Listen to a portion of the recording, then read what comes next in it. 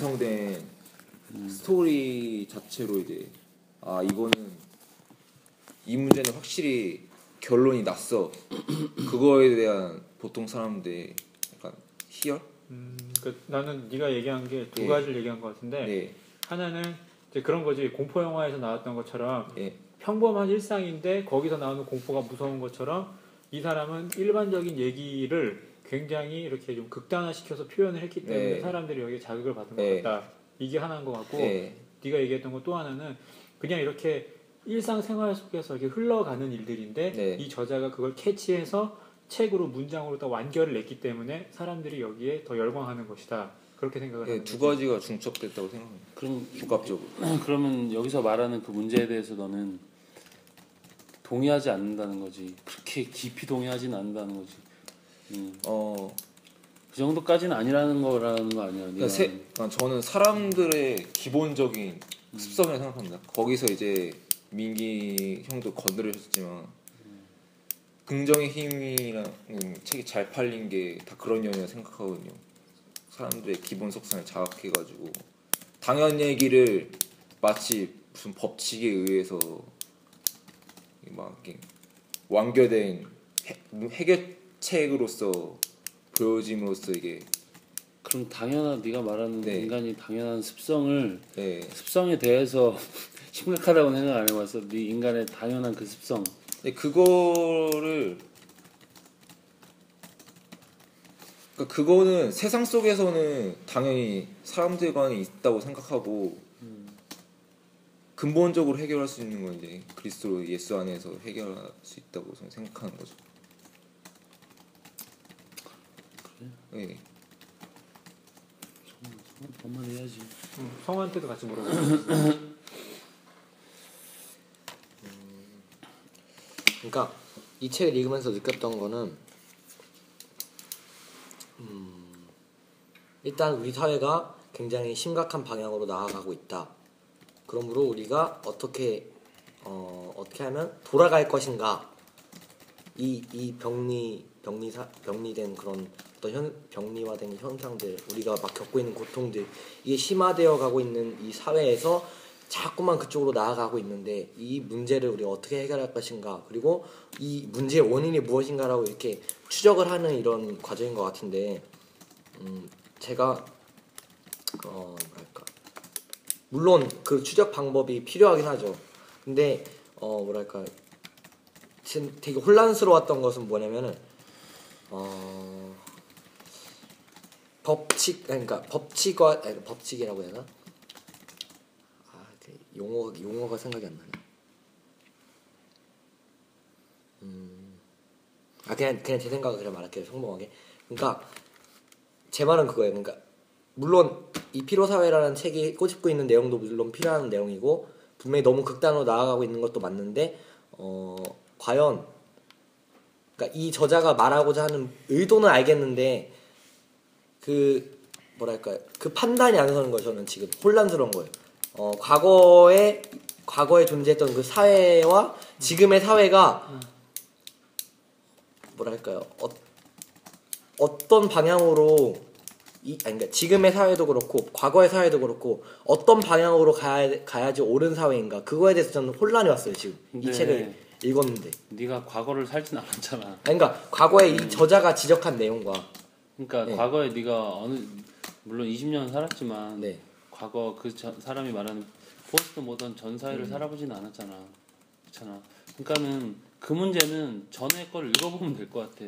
왜 그 심각성이 왜 지금 이런 포스트 모던 심각성을 느껴가고 있는지, 전에 어떤 그런 역사, 그때 당시에 사람들의 사상을 좀 읽어보면은 지금 사회가 왜 이렇게 엉망진창이 되어가고 있는지 그걸 알 수 있겠지. 그 문제인 것 같아. 근데 그 생각이 들고요. 규율 사회에서 이제 이동했다고 했잖아요. 근데 규율 사회 피안에서 지금 있다라는 거지. 네. 근데 저는 분명히 규율 사회라는 것도 필요하고 할 수 있다라는 면도 필요한데 과연 그러니까 이 저자가 말하고자 하는 의도는 분명히 저는 그렇게 생각하거든요. 그 양극단의 중간 지점, 어떻게 보면 인간이 가장 행복할 수 있는 그 지점을 찾는 게 이 저자의 의도라고 생각을 하는데, 저는 그 의도에 의도에 따른 그런 뭐랄까 마지막 결론 부분에서 이 뒷부분에서 그런 부분에서는 이해가 잘 안 됐거든요. 아, 이 사람이 결론을 네. 좀 안 줬다. 문제만 제시했다. 네, 그러니까 문제만 제기하고 우리 사회가 이렇다. 너무너무 심각하다. 돌아가야 된다. 어떻게든 해결해야 된다. 근데 그 해결 방법에 대해서 너무 모호하다는 생각이 많이 들었어요. 저는. 그렇다고 생각 안 하는 게 나는 물론 자세하게 예를 들어가면서 설명하진 않았지만 충분히 얘기했다고 생각해. 결론만 얘기한 게 아니라 쭉쭉 읽다 보면은 그런 얘기를 많이 했다라고 생각하거든. 어떤 면인지 잠깐 얘기. 영감을 주는 피로는 부정적인 피로, 무의의 피로 그런 말도 했고 신성한 것은 목적, 지향적 행위의 날이 아니라 무작위의 날, 쓸모없는 것의 쓸모가 생겨나는 날인 것이다. 막간의 시간은 무차별성의 시간, 무해의 시간이다. 내가 여기서 이야기하는 것은 평화 속의 피로, 막간의 시간 속에서 피로이다. 쉽게 말해서 중간중간에 쉼, 네. 쉬란 얘기야. 쉬란 얘기. 중간 중간에요. 물론 쉬고 우리가 하는 일은 예전보다 편리해졌지만 내가 여기에 썼잖아요. 하는 일은 많이 편리해지고 그리고 수동적으로 많이 변했지만 우리의 심리는 우리가 해야 될 게 너무 많다라고 머릿속에서 막 이야기하는 거지. 심리 안에서. 그러니까는 할 거는 하되 심리적인 어떤 우리가 가해자면서 피해자이다 이런 말을 하잖아. 그러니까 우리가 무언가를 막 채찍질하는 거 우리 스스로한테. 근데 실제로 하는 건 없어.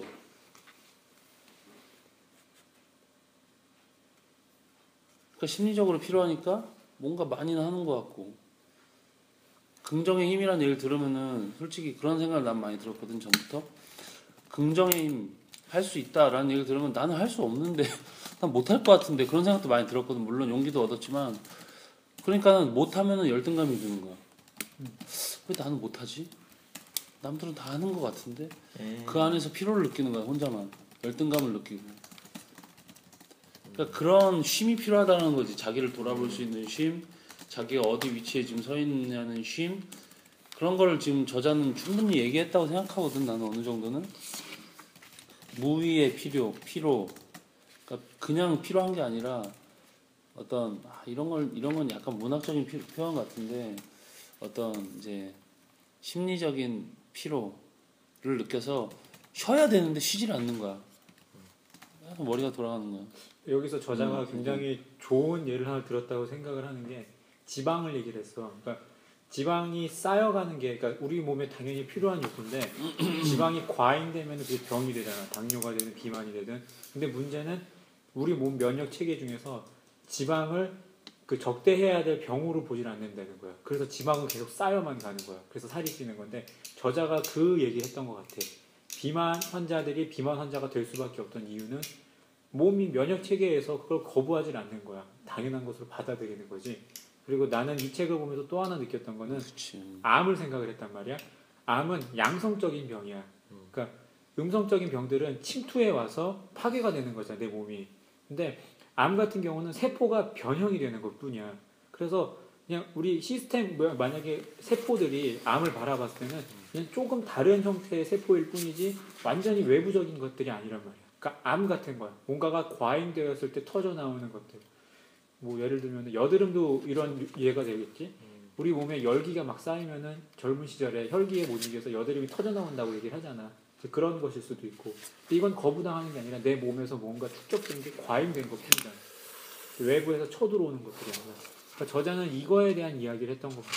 그러니까 나는 민경님이 얘기 다 했지만 성화랑 준영이가 난 이 책을 좀 잘 이해를 못했다고 느꼈던 게 뭐냐면 이 문제는 성화는 그렇게 얘기를 했어. 대립의 각도를 본 거야. 금기와 자유의 어떤 대립적인 면으로 본 것 같고 준영이는 이 책 내용 자체는 굉장히 일상적인 얘기인데 너무 극단화시켰다고 생각을 했었어. 아니야 그렇게 생각할 수 있어. 그렇게 생각했어. 이 내용 자체가 되게 어려워. 논문이야 사실은. 뒤에 있는 우울사회는 이 사람이 쓴 강연 논문이래.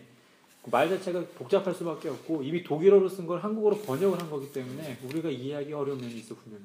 그리고 우리가 이 책에 나와 있던 많은 그 뭐라 그럴까요? 그 학자들의 내용을 우리가 미리 알고 있는 게 아니기 때문에 당연히 어려운데 나는 그런 걸 근데 이걸 좀 많이 느꼈던 게 그 현상이 그러니까 사회가 왔던 그 과정이었던 거야. 그러니까 예전에는 금기 사회였었어. 그러니까 성화가 얘기했던 것처럼 금기 사회와 어떤 자유로운 사회가 부딪히는 게 아니라 그냥 금기 이 사회였는데 이게 흘러서 지금의 사회가 왔다는 얘기를 하는 것 같아요. 이 저자는. 그러니까 성화도 얘기하고 준영이도 얘기했던 것처럼 옛날에도 있었겠지 당연히 갈등이 있었겠는데 지금 같은 시대는 아니었다는 거야. 네가 얘기했잖아. 보편화됐다라고 네가 느꼈다며 이런 것이 보편화되었다라고. 그렇지. 네가 스스로도 네가 얘기했는데도 그게 정리가 안 되는 거는 네가 전에 어떤 일이 있었는지 잘 이해가 안 되는 거 그게 좀 문제였던 것 같아요. 표현도 그러니까 이제 뭐 이렇게 하나 집어가면서 얘기를 해보자고. 그러니까는 미리 한번 써보는 게 중요해. 네 생각을 책을 다 읽은 다음에 정리를 해보는 게 중요한 게 말이 앞뒤가 안 맞는 거야. 그러니까 네가 얘기했지. 긍정의 시대가 긍정적인 것이 보편화되었다.가 오늘날의 시대 현상이면은 과거에는 금기시가 됐던 게 보편화되었던 거야. 마이너리티로 자유론자가들이 있었겠지 당연히. 근데 그 사람들의 이론이 오늘날 터져 나온 것들이야. 뭐 예를 들어서 프랑스의 혁명가 같은 사람들 있잖아. 그 사람들 같은 경우 그때는 이상한 놈이라고 욕을 먹었는데 지금은 이렇게 됐지. 니체 같은 경우도 그 당시에는 뭐 죽일 놈 이렇게 했지만 오늘날 인정하는 사람도 생겼고 이제 그런 것들이야. 시대를 앞서가는 사람들이 있었는데 그건 그냥 시대를 앞서갔던 것뿐이고 바르냐 그르냐는 네가 얘기했던 것처럼 생각해 봐야 될 문제인데 너도 그런 거를 우리가 이제 대충 얘기하면 아는데 너가 이제 약간 이게 책 자체가 좀 약간 이해가 안 가서 그런 걸 수도 있는데 인식의 이게 변화라는 게 생겼잖아. 그럼 너도 들으면 알 거야. 뭔 말인지. 신중심에서 인간중심으로 넘어가면서 생기는 모든 일이거든 이게. 그렇잖아. 알잖아. 그런 얘기도 들어봤잖아. 많이 강의로도 들어보고. 그런 현상 속에서 이제 나타나는 일들이야 이게. 그렇잖아. 그렇게 생각하거든 나는. 그리고 저는 이거를 읽으면서 개인적으로 느꼈던 게 너는 그걸 배워봤을 거야. 그 교회 역사에 대해서. 그 준영이는 안 배워봤을 텐데 역사가 항상 그런 식으로 그러니까 사상의 발전이 이래. 뭔가가 이게 좋다라고 얘기를 하잖아. 그럼 사람들이 여기에 막 몰려들어서 이게 과잉이 막 돼. 여기에 대한 반대되는 이론이 항상 나와. 예를 그런 거 있잖아. 경건주의. 그러니까 교회의 역사 중에 경건주의라는 역사가 있었어. 사람들이 지나치게 경건성만 따진 거야. 그러다 보니까 여기에 대해 반발이 생기면서 어떤 그 논리적으로 가려는 현상들이 막 생겼다고. 교회 사상의 역사가 다 그래. 그러니까 너무 논리만 얘기를 하니까 사람들이 다시 어떤 영성으로 빠져나가. 그러니까 이런 것처럼 지금 이 시대가 오기 전 시대는 금기가 너무 과잉되었던 시대야. 하지 말아라, 하지 말아라, 하지 말아라, 하지 말아라 계속 그러다 보니까는 사람들이 자유에 대한 갈망을 너무 갖는 거지. 자유롭고 싶다. 개인의 자유, 전체의 자유. 나도 사람인데 나도 하고 싶은 거 하고 싶다. 뭐 이런 식으로 자유를 얘기를 하다 보니까 지금의 시대가 열린 거야. 그 가장 나는 대표적으로 느꼈던 게 헐리우드 영화 같은 거 보면은 개인의 자유라는 말이 되게 많이 나와. 그리고 미국 법을 공부를 하다 보면은 개인의 자유를 인정해 준 게 많아. 그러니까 정부를 상대로 개인이 소송을 냈는데 개인의 자유를 근거로 들어서 개인에게 승소를 내려. 정부가 아니라. 그런 판결들이 요즘은 많이 나오거든. 그래서 대표적인 게 성범죄자들의 이력을 공개하는 게 미국에서 먼저 시작이 됐단 말이야. 그거는 그 사람의 그 성범죄자들이 아니라 그 다른 사람들의 어떤 이거는 좀 다른 거다. 이거 말고 이게 아니라 그 범죄자의 인권을 어떤 개인의 자유와 결부시켜가지고 무죄 처리되고 이런 것들이 좀 있었어. 근데 지금 그 얘가 기억이 안 나는데 그렇게 개인의 자유가 1980년대에서부터 아마 내 기억으로는 그렇게 시작이 됐을 거야. 그리고 헐리우드 영화 같은 걸 봐도 자유. 영화 300 보면은 이게 계속 나오는 게 폭정에 맞선 자유를 지키기 위해 우리는 피를 흘렸다. 뭐 이런 얘기가 나온단 말이야. 그러니까 그런 것들이 이제 심화되는 거야. 원자화됐다고 표현을 하잖아요. 이 저자가. 그러니까 그 개인화가 된 거야. 이 개인의 자유를 사람들이 너무 누리다 보니까는 이 무게에 눌려서 생긴 병들이 심리적인 병들이라는 거지. 그래서 나온 게 이 사람이 되게 신학적인 얘기도 굉장히 많이 했는데 우리가 건너뛴 것들이 있어. 그러면서 사람들이 죽음에 대해서 이제 어떤 환상을 안 가자. 그러니까 우리는 죽으면 천국이 있고 지옥이 있다는 걸 믿지만 오늘날 시대는 그런 게 사라졌다는 거야. 그러니까 서사화가 사라졌다는 얘기는 사람들이 그런 믿음이 사라졌다는 얘기야. 그러니까는 이제 뭐 신화라고 표현하면 좀 그렇지만 사람들이 가졌던 옛날에 가졌던 그런 것들이 없어진 거야. 그러니까 죽으면 그냥 허망한 거야. 그래서 건강이 여신이 됐다고 표현을 하잖아. 건강을 지키기 위해 무슨 짓이든 하는 사회가 돼버렸다는 거지. 근데 이제 여기서 뭐 니체도 나오고 누구도 나오고 하는데 이제 그 비슷한 말들 다 껴맞춘 것들이고 내가 생각했을 때는 그런 것들인 것 같아. 신학적으로 우리가 좀 봐야 될 부분들은 아까 이 저자가 얘기했던 것처럼 죽음에 대한 어떤 서사화가 사라지고 건강이 여신으로 바뀐 거야. 건강이 여신. 다 딱 나오잖아. 몸짱 되기 프로젝트. 그거는 뭐 우리나라보다 미국에서 먼저 있었고 그 몸을 만들기 위해서는 보충제를 엄청 먹어야 돼. 그 단백질, 프로틴이나 이런 것들이 필요하거든. 그런 것들을 써도 이제는 거부감이 없는 사회, 도핑의 사회가 이제 도래하는 거야. 몸을 계속 도핑을 주는 거지. 그러면서 내 한계를 넘고 싶은 거야. 내가 봤었던 건 저자가 얘기했던 게 가장 그게 큰 것 같아. 이제 약물을 써도 아무런 제재를 받지 않아. 여기서 저 저자가 얘기했잖아. 스포츠 이제 사회에서 약물, 그러니까 도핑을 허용하게 되면은 그거는 인간의 정신이나 육체의 싸움이 아니라 병리학적으로 어떤 약이 더 효과적인가를 다투는 그런 장이 될 거라는 얘기도 썼잖아. 그런 시대가 이제 도래한다는 거지. 일단은 우리가 뭐 계속 얘기하다 보면은 주제가 뭐 깊어지기도 하고 뭐 여러 가지 얘기가 나올 것 같은데 챕터별로 조금씩 돌아보는 것도 괜찮은 것 같아요. 챕터별로 조금씩 돌아보고 책을 더 잘 이해하는 게 중요하니까 그런 것도 한번 해봤으면 좋겠고 그리고 좀 토론할 때 이제 토론이잖아. 그러니까는 좀 주고받고를 많이 했으면 좋겠어. 주고받고 공무원한테 좀 얘기 좀 하고 얘기를 하고 왔다 갔다 좀 많이 했으면 좋겠고 그렇게 하면 좀 좋을 것 같아. 예. 몰라도 일단은 막 던져봐. 일단은 던져보면서 일단은 좀 얘기를 해보자고. 근데 여기서 저는 그런 챕터 1 신경성의 폭력에서 보자고 일단.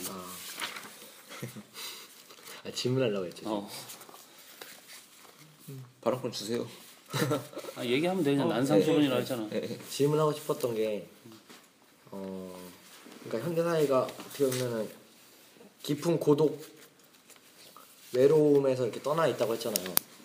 그러면은 저는 뭐랄까 한 개인의 소소한 삶이라는 그런 관점에서 봤을 때 인간 관계라는 관점에서 봤을 때 어떤 뭐랄까 깊은 고독이나 외로움이라는 그런 어떤 양극단과 혹은 진짜로 뭔가를 하지 않으면 견딜 수 없는 그런 지금 현대 사회의 모습, 고독을 떠나고 싶고 막 여러 사람들을 만나고 싶고 뭔가 사람들과 뭔가를 하고 싶고 그렇게 뭔가를 하고 싶은 그 양극단에서 양극단이라는 것으로 봤을 때 그렇다면 이 저자가 제시한 게 어떤 한 인간의 개인으로서의 모습인지 저는 그게 되게 궁금했거든요. 저는 사실 그게 궁금해서 저는 사람들이 뭐 회사 안에서 뭘 하고 혹은 뭐 자유를 누리면서 뭐 쉼도 얻으면서 뭘 하고 그런 것보다는 저는 사람들과의 관계적인 면에서 이 저자가 말하고자 하는 것이 실제적으로 나한테 와닿는 게 뭔지 좀 그게 좀 많이 고민이 됐거든요. 그 부분에서 사실 혼란이 됐고 저는 애매하게 이야기하는 게 되게 많아가지고. 그러니까 성아 너는 그거지. 외로움에 있어야 되냐 사람이 아니면은 누군가 계속 만나야 되느냐.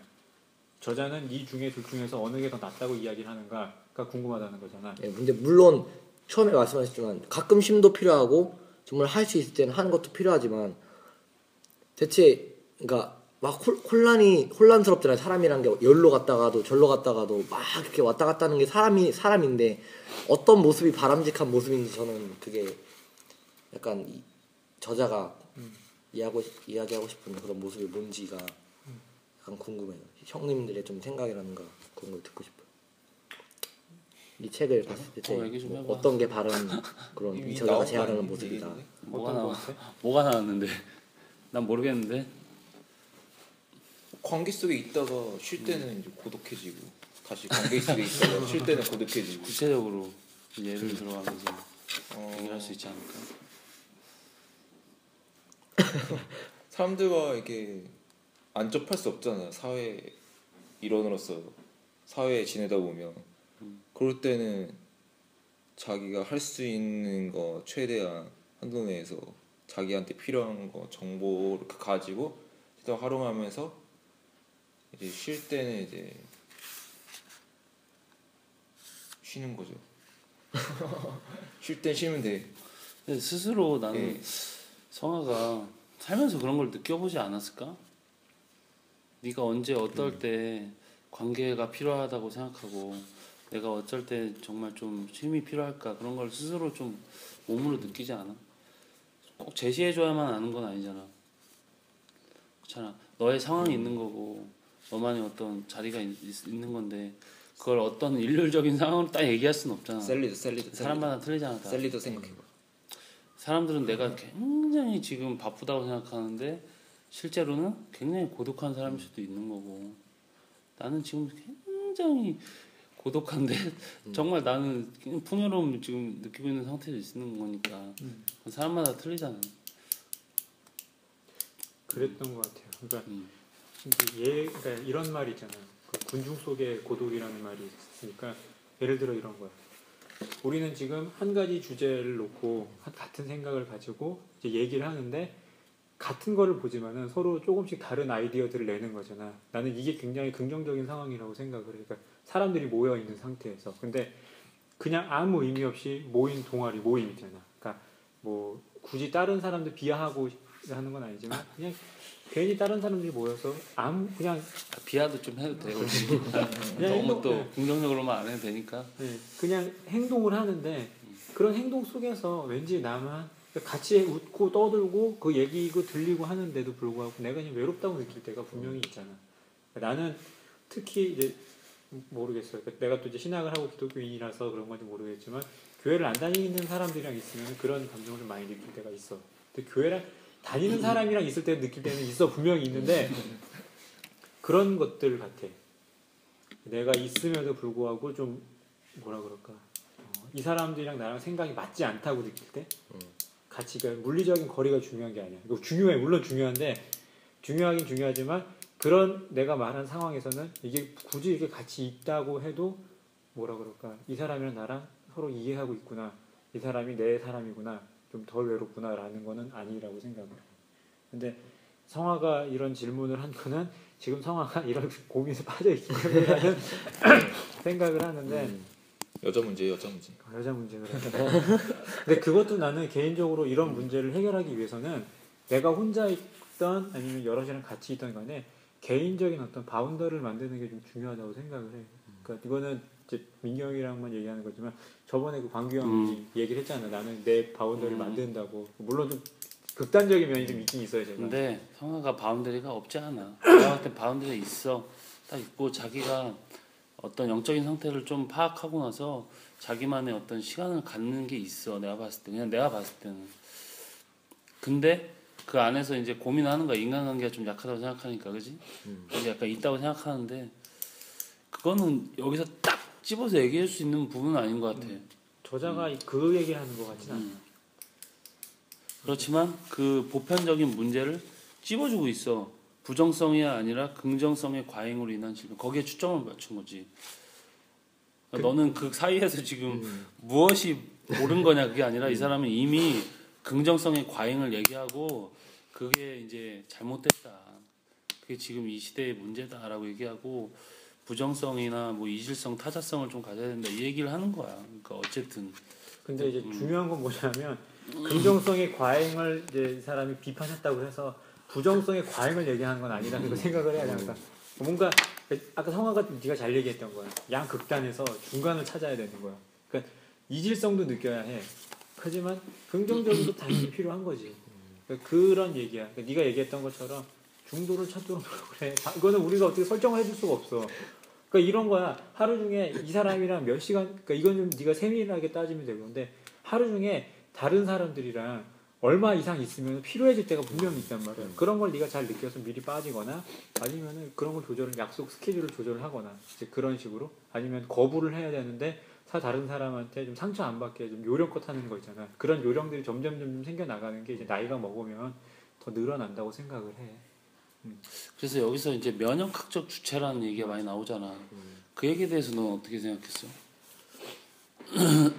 먹미. 그러니까 면역학적 주체가 아까 얘기한 부정적인 거잖아. 이질적인 그런 얘기 날 때는 알지. 이질성, 타자성. 그 타자성은 이타성. 다른 사람. 예. 이타성은 내가 다른 사람한테 이롭게 하는 거고. 아 그런가? 그렇지. 그 타자성, 그 다른 사람이 나한테 접근을 해오는 거야. 아, 거기에 대한 거기에 그런 것들에 대해서 사람들이 자연스럽게 반발한다는 거야. 그러니까 예를 들어서 감기가 오면 사람 몸이 열이 나면서 감기균을 없애잖아. 그러니까 이해했어요. 사람이 병이 나면 열이 나는 이유가 예. 그거야. 그 병균들과 싸우고 있는 증거가 사람이 열이 나는 거야. 예. 이게 면역이야. 예. 그러니까 심리적으로도 면역 상태가 있다는 거야. 그러니까 다른 사람이나 아니면 다른 생각이 나한테 접근해 올 때, 나한테 들어올 때 예. 여기에 대해서 자연스럽게 반발하는 거. 예. 이게 면역성이야. 음. 여기서 면역학적 주체라는 거는 저도 그 의미가 정확하게 좀 떨어지는 않는데 이 면역을 하고 있는 그 주체를 얘기하는 것 같아. 그러니까 면역을 하고 맞아. 있는 그러니까 꼭 사람이 아니라 다른 것이 있다는 거. 무엇인가가 제 이질적인 것, 타자적인 것, 타자. 그러니까 나와 다른 무엇인가가 오면은 이방인들이 오면은 예. 밀어낼 수 있는 어떤 힘도 있어야 되는데 면역학적이란 말은 면역학적 주체라는 것은 내가 받아들일 수도 있고 안 받을 수 있는 그런 주체가 돼야 된다는 얘기인데 그럴 능력이 상실해 버렸다는 거지.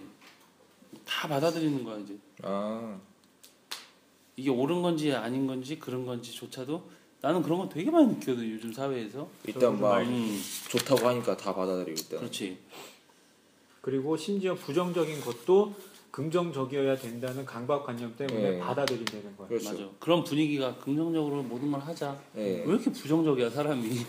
그런 얘기를 너무 많이 들으면 기분 솔직히 좋진 않잖아. 그치. 그러니까 최대한 사람들이 아닌 거를 봤는데도 자꾸 긍정적으로 얘기하려고 하는 그런 현상 속에서 면역을 할 수 있는 어떤 내가 딱 방어할 수 있는 능력이 사라지는 거라. 그렇죠. 그러니까 다 받아들이다 보니까 이제는 병이 나는 거지. 병이 자꾸 나는 거야. 신경이 그러니까 그래서 신경성 폭력이라는 얘기지. 여기서 첫 챕터에서 그 얘기하는 것 같아. 지금 첫 챕터는 긍정성의 과잉이 키워드야. 그러니까 솔직히 이건 첫 챕터랑 가장 마지막 챕터만 봐도 내용은 맞아. 다 이해가 다 그 얘기야 솔직한 말로. 근데 저는 그 면역학적 주체라는 말이 참 그 와닿았던 것 중에 하나가 그러니까 긍정성의 폭력이란 말이 되게 그 와닿았던 것 같아요. 그러니까 이 사람은 폭력이 꼭 부정적인 것뿐만이 아니라 긍정적인 것도 폭력이 될 수 있다라고 얘기를 했잖아요. 과에서. 예. 과에서. 예. 이 사람이 얘기하고 싶었던 거는 간단하게 얘기하면 과유불급을 얘기한 거야. 많으면 없는 이만 못한다는 네. 거지. 즉 그런 의미에서 또다시 얘기를 해보자 이거야. 성환 어떤 거? 근데 그 맥락이 어떻게 보면은 그 처음에 민경이 맨 처음에 얘기했을 때 신중심에서 인간중심으로 왔다고 했잖아요. 그거 자체가 어떻게 보면은 내가 그러니까 그 우울증 같은 것도 어떻게 보면은 과한 거잖아요. 나에 대해서. 그러니까 내가 너무 내 속에 내가 너무 많아가지고 생긴 병이 저는 이 책 읽으면서 그래서 생긴 병이 우울증이라고 이렇게 좀 생각을 했어요. 그래서 내 안에 내가 너무 많아서 생긴 것 자체가 어떻게 보면 하나님이 내 안에 채워줘야 되는데 그 자리를 나로 온통 나로 채우려고 하다 보니까 이런 우울증 같은 질병이 생기고 뭐 신경증적인 그런 어떤 질병들이 생겼다고 이렇게 생각이 들었거든요. 나는 근데 질문 하나 합시다. 내가 그 소진증후군은 이해가 되거든요. 그러니까는 내가 할 수 있다 하다 보니까는 계속 나를 몰아치다 보니까 너무 그 힘이 들어서 다 폭발해 떨어져 버리는 소진증, 번아웃이라고 그러잖아. 소진돼 버리는 거. 근데 우울증은 그러니까 이 긍정성의 폭력과 우울증이 어떤 관계가 있는지 내가 지금 이해가 안 됐어요. 긍정성 폭력과 우울증. 네, 그러니까 긍정적이기 때문에, 그러니까 긍정성의 과잉 때문에 이러이러한 질병들이 생겼는데 그 중에 하나가 우울증이랑 소진증후군과 뭐 경계성 성격 장애가 생겼다고 하는데 저자는 이제 우울증을 되게 중점적으로 얘기를 했었단 말이야. 그러니까 그 우울증이 왜 이것 때문에 생겼는지 그 과정이 내가 지금 정확하게 기억이 안 나는 건지 이해가 안 되는지. 나는 그렇게 생각해. 이 책을 보면서 전체적으로 이제 느낀 건데 우울증이 왜 일어나냐면은 어떤 다른 요소가 우울증을 일으키는 요소가 있겠지만 첫 번째는 그런 것 같아. 열등감 속에서 일어나는 우울증. 모든 게 다 가능하다고 생각하는데 나는 되지 않는 거야. 관계가 뭐 좋아야 되는데 나는 좋지 않은 거라. 물론 맞아. 관계가 좋지 않아야 된다는 얘기는 아니지만 그 얘기하는 건 아니지만 긴 건 기고 아닌 건 아니고 그 선 안에서 자기의 모습을 찾아야 되는데 그 안에서 자기 모습을 스스로 찾지를 못하니까 그 안에서 이제 본질적인 우울증을 느끼는 것 같아. 눈에 나타나는 어떤 현상적인 우울증이 아니라 그냥 인간 존재 자체에 대한 우울증, 본질에 대한 그냥 우울증. 그러니까 심각한 거야. 이게 현상을 딱 정확히 알면은 이게 면역이 있다라고 생각하면은 면역이 내가 주체라고 생각하면은 이게 무슨 병인지 알기 때문에 딱 면역을 하면서 밀어내면서 그 안에서 고통을 느끼지만 이게 뭔 병인지 잘 모르는 거야. 너무 포화가 돼가지고. 그러니까 본질적인 우울증에 걸린다라고 여기서는 얘기하는 것 같아. 내 생각에는. 저도 민경 생각. 아니 그러니까 저도 같은 생각. 그래? 그렇게 이해했어. 근데 저희 교회도 우울증 환자가 있거든요. 근데 정말 병원에서 치료제를 이렇게 처방하면은 그 약만 잘 먹으면 정말 평상시 같이 정말 다른 사람도 인사도 하고 웃고 떠들고 하는데 이게 약을 안 먹는 순간 우울증 환자라는 게 딱 티가 나는 거예요. 근데 이제 네 말을 알겠어. 근데 여기서 말하는 우울증은 모든 사람이 우울증 환자라는 거야. 조금씩은 다 가지고 있는 우울증 환자라는 거지 이 시대에서.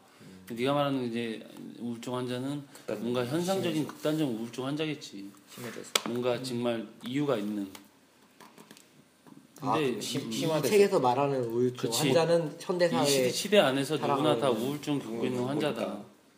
그러니까 긍정성이 과잉된 상태에서 다 할 수 있음에도 불구하고 열등감.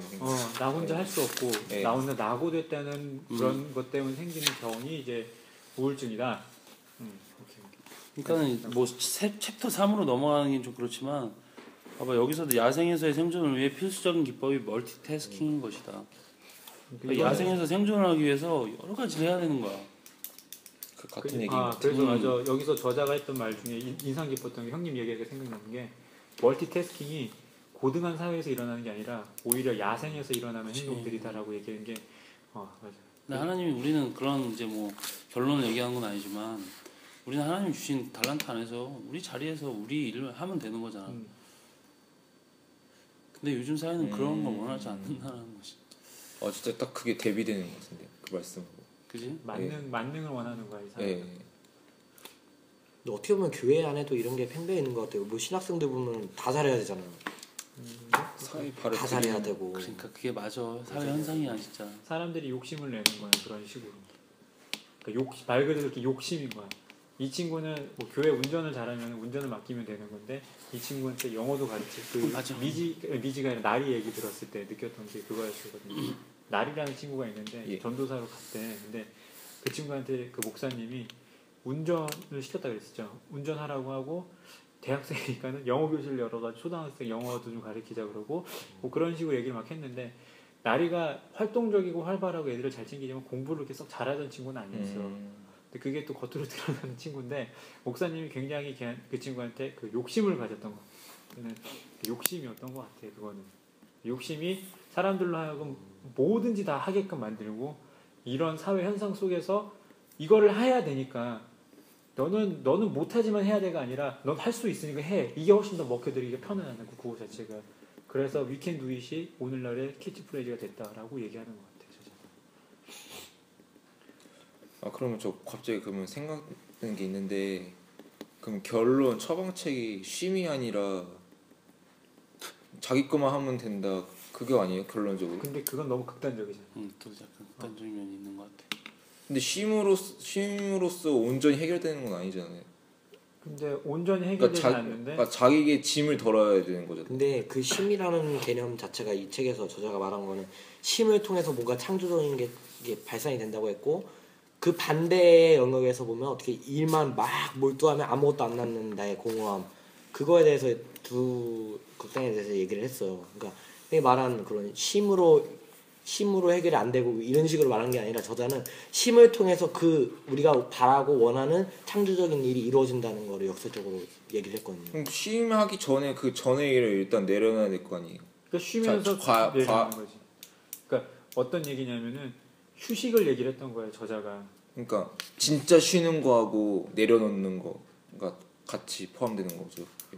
쉼이라는 의미가. 그러니까 네가 얘기했던 쉬는 게 그냥 아무 일 안 하고 탱자탱자 노는 걸 얘기를 하는 것 같아. 근데 그것도 있고 그치. 내려놓는 것도 있고. 정신적으로도 이제 쉬는 거지. 그래서 이번에 이제 책 갑자기 기억이 안 나냐.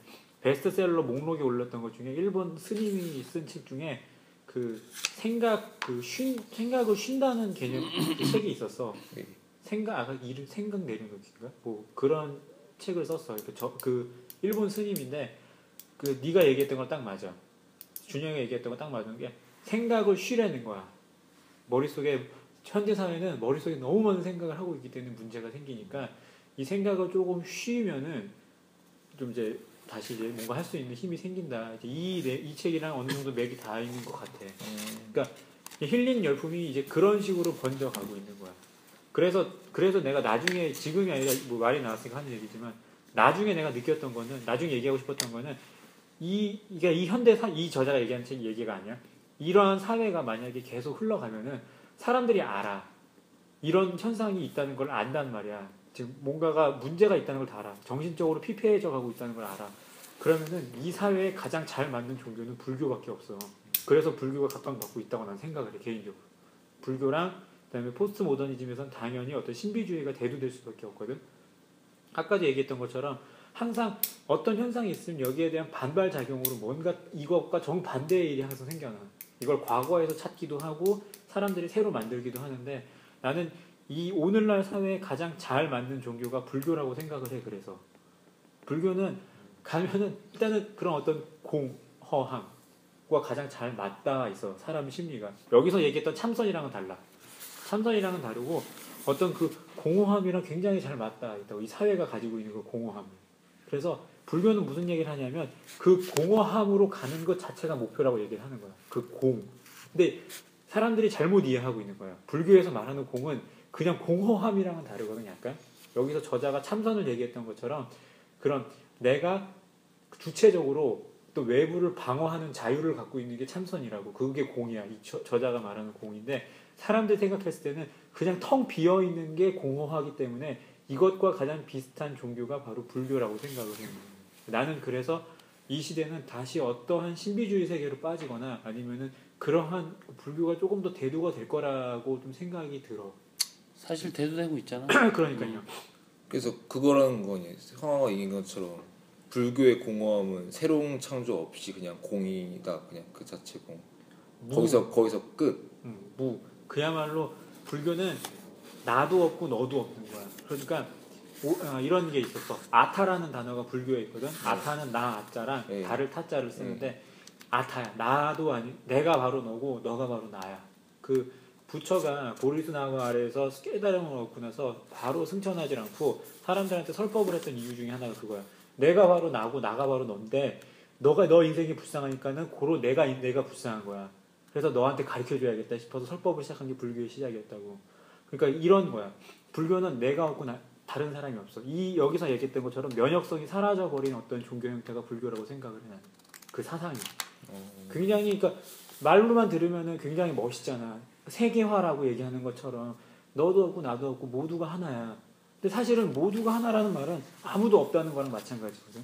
근데 그 참선과 불교에서 말하는 공이라는 개념이 어떻게 다르나요? 그러니까 이 저자가 얘기한 참선이랑 여기 그러니까 근데 이 책에서 나와 있어. 불교가 말하는 참선과 그럼 이 저자가 말하는 참선이 다른 게 무엇이냐? 그러니까 나는 내가 여기서 말을 좀 상정한 게 뭐가 있냐면은 불교가 말하는 공이 아니라 사람들이 불교에서 말하고 있다고 착각하고 있는 생각하고 공이, 있는 공. 우리가 말하는 그러니까 어떤 공은 그런 공이 아니라 창조적인 공이지. 근데 저는 이 책 읽으면서 그 참선이라는 걸 통해서 그런 생각이 들거든요. 이 참선이라는 걸 통해서 나 자신이 그런 면역성을 갖게 되는 게 이 저자가 말하는 참선이 맞는 거죠. 제가. 나도 그렇게 느꼈어. 네, 그렇게 전 생각했거든요. 다시 한번. 그러니까 이 저자가 말하는 면역성을 갖기 위한 참선, 그게 저는 참선이라고 생각했거든요. 그러니까 참선을 함으로 인해서 아무것도 없어진 게 아니라 나 자신을 반대하는 것에 대한 면역성. 네. 그래야 말이 맞지. 그런데 그러면은 남우경이 얘기한 거는 평범한 일반 사람들이 불교를 생각할 때 그 참선이라는 거를 다 나를 비워내는 거라고 생각하는 그런 것이다. 게 인기가 요즘 끈다 이것이. 우리한테는 대안이 아니지. 대안이 아니란 얘기야. 그러니까 쉰다는 얘기는 그냥 평범하게 쉬면 돼. 진짜로 그냥 저자가 얘기한 것처럼 뭔가 특별해. 오늘날은 그런 게 많이 있잖아. 그러니까 제가 항상 느꼈던 거는 그거였어요. 어떤 사회 현상이 이렇게 얘기해도 그렇지만 미국에서 가장 먼저 시작을 한다고 생각을 해. 미국에서 헐리우드 스타들이 그 힌두교나 아니면은 참선 이런 게 10년 전, 20년 전부터 이미 유행을 했었어. 그거를 다시 오늘날 우리들이 받아들였는데 이게 트렌드라고 생각을 하는 거지. 그러니까 사람들이 느끼고 있는 거야. 너무 바쁜 상황에서 뭔가 이건 아닌 것 같다고 느끼는 거야. 근데 이거를 사실은 자기 욕심을 조금만 버리면 되는 건데 그거를 굳이 참선이라든지 어떤 그러한 형태로 뭔가 종교적인 형태로 자신들을 좀 이렇게 다시 좀 이렇게 리뉴얼하고 싶어 하는 것 같은 거지. 그게 트렌드가 됐는데 저자는 이제 그건 아니라는 거야. 그냥 정말 그냥 쉬는 거. 그러니까 가장 대표적인 예로 들어본 게 이제 옛날에 빌 게이츠가 마이크로소프트 운영할 때 1년에 한 달 동안 자기가 소유한 섬에 들어가서 휴대폰도 없고 인터넷도 안 되는 데서 책만 읽으면 산대. 그러니까 IT 첨단에 있는 사람이 IT를 다 버리고 책 TV도 안 보고 책만 읽고 사람들 그 가족들이랑 이렇게 하면서 1년 계획을 구상을 한대. 아무것도 없는 상태에서 오히려 창조적인 게 튀어나온다고 생각했던 게 빌 게이츠가 그렇게 생각을 했던 거야. 그러니까 저자가 얘기하는 어떤 쉼은 그런 쉼을 얘기를 하는 거지. 내가 생각했을 때는 그래. 오케이. 우리 이제 다음 챕터로 한번 넘어가 보자. 예. 우울증 사회는 좀 이제 저기니까 이거는 우울 사회까지는 좀 힘들 것 같고 조금 이제 심적인 거 짚어가면서 겨울 사회 피한 해석까지 하고 좀 쉬어야지. 그래도 계속 3시간 동안 난상으로 할 수는 없잖아.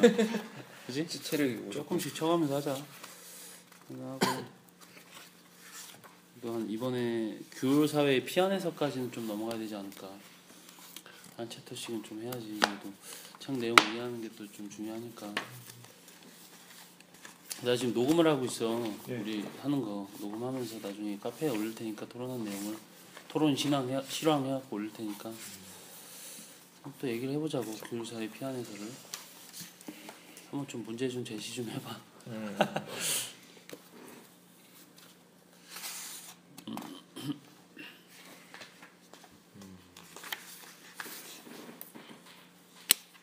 똑같은 비슷비슷한 얘기인 것 같아. 근데 여기서 말하는 게 뭘까? 좀 그런 거를 좀 얘기를 생각을 해봐야 될 것 같은데. 근데 이 피안에서라는 말이 무슨 말이에요? 피. 그러니까는 피안이 지금 딱 표피야. 표피 같은 느낌 있잖아. 얼굴에 표피 같은 느낌인데 이제 피안 이제 거의 넘어가는 그 사이야. 이제 그러니까 이쪽에서 이쪽으로 넘어가는 그 거의 정점이라 해야 될까? 과도기, 중간 지점. 규율 사회에서 과도기. 이제 성과 사회로. 그러니까 지금 이 안에 내부에서 땀이 삐져 나와서 삐져 나오려고 하는 그 사이 피안. 원래 이제 약간 그런 느낌이지. 사전적 의미는 또 다르겠지. 아니 형님 말이 맞는 게 그 경계선상의 의미가 맞아. 그러니까 왜냐하면은 종교적인 의미인데 이제 깨달음의 세계를 이제 피안이라고 하는 거야. 그러니까 현실 세계에서 피안, 내가 어디에 피안에 있다 그러면은 그게 이제 깨달음의 어떤 세계야. 그러니까 이 사람이 얘기했던 규율 사회의 피안은 그 규율 사회가 갖고 있는 그 깨달음의 어떤 그런 것을 얘기하는 거야. 규율 사회에서 그러니까는 지금 여기서 말하는 거는 규율 사회에서 이제 포스트 모던 사회로 넘어가는 그 지점이라는 거야. 이제 다 왔다는 거야. 그 얘기하는 거야 지금. 규율 사회에서는 봐봐. 24페이지에 보면은 밑에 세 번째 줄 보면은 규율 사회에서는 여전히 안 된다가 지배적이었는데 규율 사회의 부정성은 광인과 범죄자를 낳지만 반면 성과 사회에서는 우울증 환자 낙오자를 만들어낸다라는 거지. 어떤 게 더 심각하냐 이거야. 그런 것도 맞아요. 그 말도 맞는 것 같은 게 그 심리학적으로 봤을 때 범죄자가 아니라 환자로 대하는 케이스가 있단 말이야. 그러니까 나는 그게 어떻게 보면 지금 느낀 건데 규율 사회에서 어떤 성과 사회로 이렇게 전환됐다고 생각을 해. 그러니까 이 저자가 얘기한. 그러니까 그 영화 중에 그 레오나르도 디카프리오가 나왔던 영화 중에 그 셔터 아일랜드라는 영화가 보셨어요? 네.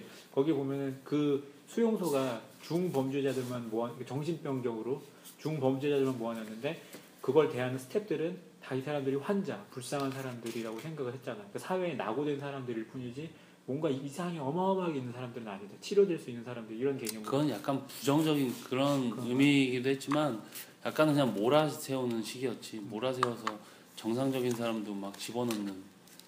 근데 이제 그 사람이 또 피해자가 그런 사람이었잖아. 맞아요. 정상이었는데 막 사회가 몰아넣은 거지. 그거는 이제 그런 예로 하기에는 약간 애매하다. 애매하긴 하고. 아무튼 어쨌거나. 근데 저는 여기서 썼던 게 우울증 환자와 낙오자를 만들어내는데 24페이지에서 뭐라고 적냐면 낙오자가 아까 제가 표현했던 거예요. 실패하지는 않는데 결코 따라오지도 못하는 사람을 양성하는 거예요. 그러니까 그걸 옛날에 실패자라고 불렀잖아요. 그럼 실패를 했으면 그 길을 돌이켜서 다른 길로 가버리면 되는데 낙오가 된 거야. 그러니까 언젠가 따라갈 수 있겠거니라고 막연한 희망만 주입을 한다는 거지. 그러니까 희망 고문과도 말이 맞닿아 있지 않나 생각을 해. 그러니까 규율 안에서 현대 사회에서. 그러니까 규율 안에서 그 안에서 성공하되 그러니까 성과 사회는 그 이상의 것을 바란다는 거 아니에요? 어떻게 보면. 스펙. 그 이상의 것을 그런 건 바란다는 아니야. 거. 그런 의미는 아니야. 근데 저는 그런 생각이 들었던 게 아니라고 규율 생각해. 사회를 그러니까 규율 사회를 떠난 게 아니라 그 사회 안에서 더 진화됐다고 이 저자가 설명을 했거든요. 뒷부분에서. 규율 사회에서 더 진화된 네. 게 성과 사회라고. 네, 진화된 게 성과 사회라는 게 있었어요. 전 봤어요, 그거를. 그래? 그 어딘지 얘기를 해줘. 내가 생각했을 때는 아닌 것 같은데 규율 사회의 어떤 반발에 의해 생긴 게 성과 규율 사회라고 사회에서 생각해요. 성과 사회로서의 패러다임 전환이라 그러는데 바로 옆에는 그 그런 패러다임의 말이 전환은 그 진화는 조금 달라. 그러니까 아까 내가 얘기했던 것처럼 반발에 의해서 정반대의 길을 가도 역사는 전환이 된 거잖아. 그러니까 진화는 그거를 받아들여서 뭔가가 더 나아지는 게 진화인 거고 전환은 그것도 전환이라고 하지만 이것과 반대의 길을 가는 것도 전환이라고 해. 왜냐하면 역사는 뒤로 가진 않잖아. 앞으로만 가는 거지. 근데 이 저자가 그 규율 사회에서 그러니까 성과 사회에서 이렇게 활동하는 사람들 보면 성과 사회임에도 불구하고 규율을 벗어나지 않으면서 성과를 만들어내는데 어느 순간에는 이제 그 규율이 더 좋은 성과를 만들어내기 위해서 규율을 포기하는 일까지도 벌어진다고 했잖아요. 그러니까 그럼, 피안이라 그런 거지. 그런 면을 얘기하고 싶었던. 그러니까 규율 사회 피안이라고 얘기하는 거지. 그러니까는 규율이라는 것이 있으면은 사람이 안 되고 되는 거 사이에서 부담감이 있고 어떤 이런 딱 규율이 있기 때문에 긴장감이 있어. 그래서 범죄자가 나오기도 하지만 이제 네가 말하는 이제 성과 사회가 돼버리니까 자꾸만 이제 규율 속에서 생겨나는 부담감이 아니라 본질적인 자꾸 우울증에 걸린다라는 거지. 근데 네가 물어보는 게 뭐였었지? 나 뭔가 딱 얘기하려고 했었는데 얘기하다 까먹었어. 규율도 무시하지 않으면서 성과를 바라는 거예요. 그런데 그 성과가 더 이제 나아갈 수 있다면 규율을 무시하는. 그럼 진화가 아니지 그건 그 자체로. 그건 진화가 아니에요. 그걸 포기했잖아. 규율을 포기해버린 거니까 진화라고 할 수는 없지. 진화는 그걸 받아들여서 그 상태에서 더 나아가는 걸 말하는 건데 이미 네가 포기했다고 얘기를 했잖아. 그러니까 단절시킨 거잖아. 그럼 단절이지 진화라고 볼 수는 없지. 표현이 애매하다. 그 표현이 우리가 단어를 못 찾는 걸 수도 있어. 그러니까 이런 것들을 생각해서 찾아가는 거야. 어떻게 생각했어? 아 여기 이 대목이요? 뭐 이 대목도 그렇고. 나는 이게 하나에 꽂혔어. 그 나고자란 단어가 너무 와닿았어. 실패자가 아닌 나고자란 표현. 다 비슷비슷한 내용이기는 해. 할 수 있음. 이 대목은 거기 키워드인 것 같아 이 챕터는. 근데 이거는 어떻게 보면은 규율 사회라는 건 흑백 논리가 지배적인 사회에서 그렇게 볼 수 이제는 이걸 뭐라고 표현해야 될까요? 회색 논리. 성과 사회를. 회색 논리 속에서 회색 논리. 성과만 내면 회색 논리. 규율도 필요 없다라는 어떤 그러니까 조금 더 얘기를 하면은 성과만 얘기하면 흑이든 백이든 상관이 없다는 거야. 이게 그거 있었어요. 중국에서 흑묘론, 백묘론이라는 게 있었어. 이게 뭐냐면은 마오쩌둥이 경제를 발전시키기 위해서 쥐를 잡기 위해서 검은 고양이든 하얀 고양이든 무슨 상관이 있느냐 얘기했던 것처럼 경제를 살리기 위해서는 시장 경제를 도입해도 되지 않냐라고 얘기할 때 썼던 말이었거든. 그런 사회였던 거지. 그러니까 중국은 공산주의 사회였으니까 시장 경제를 받아들일 수가 없잖아 원칙적으로는. 그런데 경제 개방을 한 이유가 그런 논리였던 거야. 그러니까 이제 네가 얘기했던 것처럼 맞지. 성화가 얘기한 것처럼 흑백 논리를 벗어난 거야. 다 이용할 수 있는 건 다 이용하는 거야. 첫 번째는 내가 얘기했던 거는 그래서 첫째로는 자연을 파괴했고 두 번째는 나 아닌 다른 사람을 파괴했던 거고 이제 궁극적으로는 나 자신을 파괴하고 있는 거야. 그런 얘기인 것 같아. 얘기인 것 같고 우울증 네가 얘기했던 건 여기 나온다. 아까 얘기했던 거 28쪽에 한 네 번째 줄에 보면은 우울증은 여기서 말하는 우울증은 성과 주체가 더 이상 할 수 있을 수 없을 때 내가 얘기했던 거 아까 그지?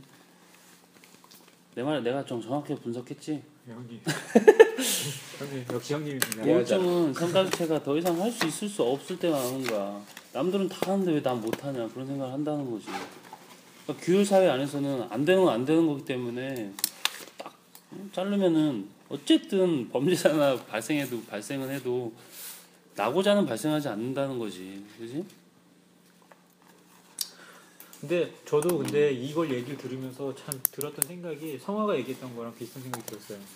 규율 사회는 할 수 있고 없고가 딱 갈라져 있잖아요. 그러니까 예를 들어서 좀 극단적인 예지만 중세 시대 같은 경우는 왕족이 있었고 신이 내린 권한이라 그랬으니까 그렇지. 귀족이 있고 평민이 있는데 평민이 암만 죽을 똥을 싸도 귀족이 될 수는 없잖아요. 그리고 그렇지. 귀족이 아무리 죽을 똥을 싸도 왕족이 될 수 없던 것처럼 규율 사회는 칼같이 나눠져 있는 사회인데 정확했어. 그게 다 분석이 정확했다 생각해 나는. 근데 그나마 이제 성과 사회는 내가 내 노력으로 인해서 얼마든지 지위를 바꿀 수 있는 사회잖아요. 이게 딱 맞는 말이 뭐냐면은 이제 딱 생각이 났어. 나무가 말하는 것 속에 생각이 난 게 뭐냐면은 왕족이 있고 귀족이 있고 평민이 있고 뭐 노예가 있고 하니까 그 안에서 행복을 얻으려고 하면 되는 거잖아. 그렇지. 노예는 더 이상 나는 귀족이 될 수 없기 때문에 그 안에서 행복을 얻으려고 노력을 할 거야. 그럼 그 안에서는 기쁨을 얻을 거란 말이지. 근데 이 사회는 누구나 다 왕이 될 수 있다라고 생각하게 만드는 거지. 한계가 있는데. 근데 저는 조금 달라요, 약간. 그러니까 저는 이 성과 사회가 굉장히 긍정적인 면이 있다고는 생각을 해요. 그러니까 없진 않지. 예. 그리고 사람들이 노력을 하면 얼마든지 할 수 있다라는 희망을 심어주는 것 자체는 되게 중요하다고 생각을 하거든요. 왜냐하면 그렇지. 네. 근데 그 안 바운더리 안에서. 그렇죠. 그러니까 근데 자기가 분명히 어느 정도 한계는 존재할 거란 말이에요. 그러니까 한계가 인간에게 한계가 없다는 말도 저는 믿어요. 그런데 한계가 없는 그 범위, 그러니까 그 대상, 그러니까 한계가 인간이 갖고 있는 각자의 그 스킬이 다른 것처럼 그 사람이 한계를 뛰어넘을 수 있는 그 범위도 다르다고 생각을 해요. 그러니까 어떤 얘기냐면 어떤 사람은 운동을 해서 뭐 예를 들어 9분대를 뛴다, 8분 55초를 뛴다, 그거는 한계를 뛰어넘는 거잖아요. 그러니까 스포츠적인 영역에서 이게 가능한 인간이 있고 그에 비해 나 같은 사람은 그게 불가능하다는 거지. 스포츠적인 영역에서 대신에 뭐 어떤 사람은 학문을 통해서 알버트 아인슈타인을 그 한계를 뛰어넘을 수 있는 사람이 있는 반면에 아까 스포츠맨은 이거를 죽었다 깨어나 할 수는 없는 거잖아. 근데 현대 사회는 이러한 어떤 뭉뚱그레한 경계선. 그러니까 경계선 이게 그러니까는 그 사람이 할 수 있는 갑자기 단어가 기억이 안 나요. 그 사람이 할 수 있는 그 범위를 카테고리를 뛰어넘는다 그래야 되나? 카테고리를 다 파괴시켰다 그래야 되나? 긍정의 힘을 모든 이들에게 다 적용시켜 버리는 거라. 그러니까 차이를 모든 인정하지 부분에서. 않는 그래. 거. 차이가 인정이 아니라 다 똑같다는 거야 그냥. 예를 들어서 민기 형이랑 성화랑 분명히 다른데 할 수 있는 부분이 분명히 다를 건데 민기 형이 했다고 해서 너도 할 수 있다는 거야. 그거를 너는 사실 다른 방향으로 할 수 있는 건데. 그렇지. 그러니까는 방향성이라고. 봐봐. 이제 좀 예를 들어서 얘기하면은 교회 안에서도 다 달란트가 틀리잖아. 근데 자꾸만 뭔가 앞에 나와서 하는 사람들을 보면서 나도 저 사람처럼 왜 못할까 그런 생각을 하면서 자꾸만 자기를 열등감을 스스로 하는 거야. 그러니까 지치는 거야 정신적으로. 질투가 생기고 막 이러면. 나는 그런 걸 많이 느꼈어 옛날 때. 근데 그리스도 안에서 나를 발견하는 거지. 내 자리를 발견하는 거고. 그러면 마음이 평안해지잖아. 그런 걸 나 느꼈거든. 이제 예를 들어서 얘기하면. 저는 이제 좀 요즘 트렌드를 얘기를 하면은 드라마 중에 요새 청담동 앨리스라는 드라마를 해요. 거기서 무슨 얘기가 나왔냐면 문근영이 대학 시절에 디자이너가 되고 싶어서 굉장히 열심히 노력을 해요. 그러니까 스펙도 다 완성을 했어. 인턴도 했고 학점도 좋은데 회사에 들어가서 그 회사에 있는 높은 사람이 자기한테 했던 말이 이거야. 당신의 안목이 중요한 게 아니라 당신이 그런 안목을 갖지 못하도록 만든 그 환경이 당신한테 족쇄라고. 그러니까 이 말이 무슨 말이냐면 디자이너가 되려면은 그 선진국에 있는 첨단 어떤 디자인이나 그런 아름다운 것들을 봐야 되는데 문근영이 유학 갈 만한 집안이 못 됐던 거야. 그래서 프랑스 유학을 못 갔어. 그래서 아름다운 것들을 보질 못했어. 그러니까 안목이 한국에만 머물러 있단 말이야. 이게 태생적인 한계라고 그 사람이 얘기를 해. 그래서 문근영이 거기에 충격을 받고 자기가 뭐 이제 청담동의 어떤 사모님이 되게 노력을 한다. 이거는 뭐 별개 얘기지만 그렇게 1화, 2화에서 그런 구분이 나와 있거든. 그 사람, 그러니까 문근영 이 책에 따지면은 문근영은 자신이 갈 수 없었던 방향을 가려고 했던 것인지에 대해서 얘기해 볼 수도 있는 것 같아. 그런 거? 경계선에서 한번 니네들 생각을 해봤으면 좋겠어. 누구나 다 그 말이 맞아. 누구나 다 할 수 있는 건 아니야. 그 일은 대신 다른 일은 할 수 있겠지. 힘들잖아. 그러니까 어떻게 보면 면역성이 자체가 없어졌다는 것 자체가 다름을 인정하지 않는 시대가 됐다는 것 같아요. 제 생각에. 사람 아니면은 그런 생각을 해봐. 다름을 인정하지 않는 게 아니라 다름이 아예 없다고 생각을 하는 거야. 근데 사람들은 그거를 다름을 나는 인정하고 있다고 착각을 하고 있는 거지. 그러니까 그런 말 많이 하잖아. 틀린 게 아니라 다름을 인정합시다. 그러니까 그래 네가 하는 말도 맞아라고 하는데 사실은 나한테는 이게 다르다 아니다를 구분할 만한 기준선이 이미 사라져 버린 거야. 그러니까 기준선이 필요하잖아. 다르다는 그러니까 틀리든 다르다든 어쨌거나 내가 나인 어떤 기준선이 필요하잖아. 근데 이 기준선이 없어버리면은 다르고 말고가 없잖아. 무슨 말인지 이해를 해? 네. 그러니까 사실은 다르다는 거를 인정하는 것도 굉장히 나한테 고통스러운 일이 돼야 되는 거야. 다르니까. 그러니까 틀린 거는 이제 그건 너무 극단적인 얘기지만 틀린 것도 틀리다고 틀린 건 틀린다고 얘기도 해야지. 근데 틀리다고 정의를 하거나 이것이 다르다고 정의를 할 때는 분명히 나만의 기준선이 필요한데 다른 게 아니야. 다른 게 아예 없는 거야. 다르다는 것 자체가 없어져 버린 거야. 왜냐하면 나한테 기준선 자체가 없으니까. 이제 그런 사회가 됐다고 저자가 얘기를 하는 것 같아요. 더 이제 좀 어떤 이 책에서 이제 말하는 거는 그런 것도 좀 있는 것 같아. 좀 예를 들어서 얘기하면은 규율 사회의 피안이라고 하잖아. 그러니까 그런 걸 난 느꼈거든. 집안에 엄한 아버지가 있으면 불편하고 힘들긴 하지만 사람이 그 안에서 안정감을 누린다고. 그거는 맞아. 마치 규율이라는 그 사회 안에서 아버지라는 강한 분이 있으면은 짜증은 나고 힘들고 규율이라는 거에 얽매여서 짜증은 나지만 안정감이라는 게 있어. 근데 그거를 이제 다 없애버리자, 무너뜨려버리자. 그러다 보니까 이제는 각자가 객체가 돼버리다 보니까 이 무너진 거, 이 조직이 무너지다 보니까 스스로 혼자만 이제 모든 거를 하려다 보니까는 안정감이 없어지다 보니까 스트레스를 받는, 압박을 받는 그런 얘기가 좀 많이 깔려 있는 것 같아. 이 안에, 이 챕터 안에는. 근데 아까 나무 형님이 얘기했을 때 기준 자체가 사라졌다고 했잖아요. 근데 저는 그런 생각이 들었던 게 다 개인화돼서 이제는 자기 자신을 착취하는데 그 자신을 착취하는 그런 어떤 기준이랄까? 그런 성과 기준? 그런 기준이 개개인마다 다 다르니까 이제는 다른 사람들과 그런 어떤 형이 말했던 기준이라는 면에서 얘기가 안 통해서 저는 우울증도 걸리고 그런 질병들이 왔다고 생각이 들었거든요. 나는 그렇게 생각은 안 해. 그러니까 내가 얘기했던 기준은 개성을 얘기를 하는 거야. 개인이 갖고 있는 그 사람이 갖고 있는 그 달란트도 되고 독특한 면이 있잖아. 그러니까 예를 들어 이런 거지. 우리가 다 같이 모여서 피로사회라는 책을 읽고 얘기를 하지만 네 명이 똑같은 건 아니잖아. 똑같은 생각을 하는 게 아니라 살아온 배경, 과정 모든 걸 다 통틀어서 나라는 인간의 어떤 형상이 이렇게 있잖아. 이 틀이 있잖아. 틀이. 이 틀은 깰 수가 없잖아. 어떤 짓을 해도 이거를 깨기 위해서는 그만한 노력이 필요하고 고통이 필요하고 그런 과정을 통해서 나한테 정착이 되거나 하는 거잖아. 근데 이 사회는 그게 없어졌다는 얘기야. 왜냐하면은 성과만 내면 되니까. 예를 들어서 우리가 이게 피로사회를 읽고 토론하는 모임이 아니라 사회, 그러니까 돈을 벌어야 되는 모임이면은 이게 오히려 통할 수도 있어. 그렇게 되면은 민기 형이 갖고 있는 나이의 지위도 없을 수도 있지. 왜냐면 민기 형이 여기에 대해서 못한다 그러면은 성화가 네가 얼마든지 이제 뭐라고 컴플레인 할 수 있는 거야. 물론 이제 그거는 이제 긍정적인 면 부정적인 면 둘 다 있겠지만 여기서 얘기했던 어떤 그 뭐라 그럴까 그 조직의 예시가 나는 그런 차이라고 생각을 해. 그러니까 개인이 갖고 있는 어떤 기준선 그리고 조직이 갖춰야 되는 어떤 그 기본 틀. 오케이, 우리 여기까지 일단 하고 다음으로 넘어가 보자고. 예. 깊은 심심함으로. 이렇게 좀 마무리 됐지 얘기가? 네. 이해가 좀 안 되는 게 더 있나? 저는 이해는 다 돼요. 좀 얘기 좀 더 하고 궁금한 거 좀 던지고. 근데 뭐 더 없어요. 오케이. 일단은 이걸 좀 멈춤할게. 여보세요?